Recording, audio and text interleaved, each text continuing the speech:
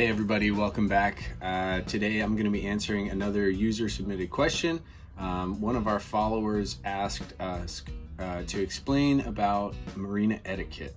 And before I answer that question, I just want to say thanks to everybody who does participate on our page. Again, we made this thing with the intent of having a good time and helping other people achieve their goals of being boat owners and even liveaboards like us.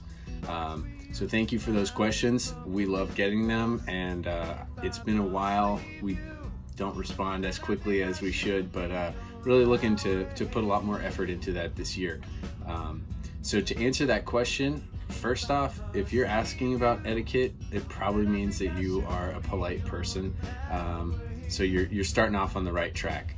A couple of major points though that I would make about marina etiquette is, consider it like living in an apartment building, kind of, where everybody's got their own space and you are close together. So sometimes you're going to be in close proximity by choice, and sometimes you can't get away from a noisy neighbor. And I think really the place that it all starts is by meeting your neighbors and talking to them. So if let's say you just moved into a new marina, you're the new boat on the dock, just walk the docks and say hi to everybody, get a feel for what people are like and what the kind of the culture of that dock and that marina could be. And just be polite, maybe invite people over to your boat for a drink or a snack or something, and just kind of feel things out. But then beyond that, a lot of people or a lot of marinas have rules, quiet hours and things like that. And obviously you want to adhere to those rules, but in some cases the rules are kind of guidelines. And for example, on the weekends, people are often out past quiet hours in probably most marinas in America. But the point is, even though that quiet hour ends probably at 10 o'clock and people will stay out, if it's getting past midnight, if it's getting to 1 a.m. and you're still blasting your music or you have flashing lights and things like that, consider that. And again, I'm sure there are marinas that are kind of like party marinas where that's the norm. And if that's what you're looking for, go for it and have fun.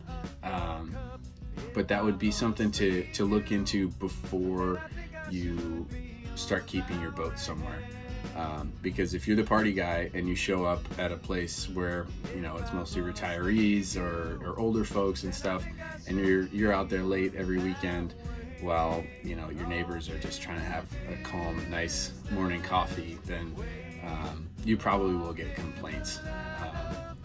And so that leads me to my next point, which is, let's say you've been in a marina for a while and somebody new comes, or maybe there's been someone for a long time that has kind of been the loud guy, the party guy, the lights guy, whatever kind of a nuisance they are.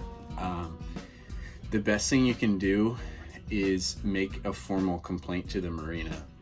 And you don't have to be a jerk, you don't have to say this guy's the worst ever, but start small and write an email to the marina that says, hey, the people on whatever boat or this slip have consistently been out late and it's starting to get annoying. That's all you got to do. And then you might get action from the marina, you might not, and then follow up with it a couple months later if it's still an issue.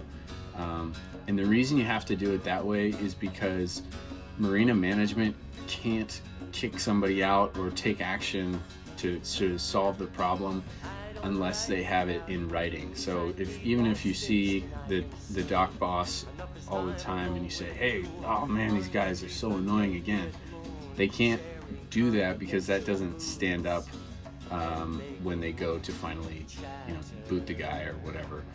They have to be able to say, look, 4, 5, 6 different people on multiple occasions have said that you're out of control, you're too loud, you're too disruptive, making a mess. It's something's got to go. So do that on paper so that there's a trail, so that you can show that trend that this person is causing a problem. Another good tip for just general friendliness in the neighborhood on the docks is offer to help people out. So for example, or even ask someone for help for with your boat if you need it, or just kind of as an icebreaker. For example, you know, you're walking down to your boat and you see somebody pulling into their slip. Just stop and say, hey, need me to grab a line for you? Help guide the boat in. Or if you're about to get underway, ask your neighbor, hey, you mind casting off my lines for me as I get underway?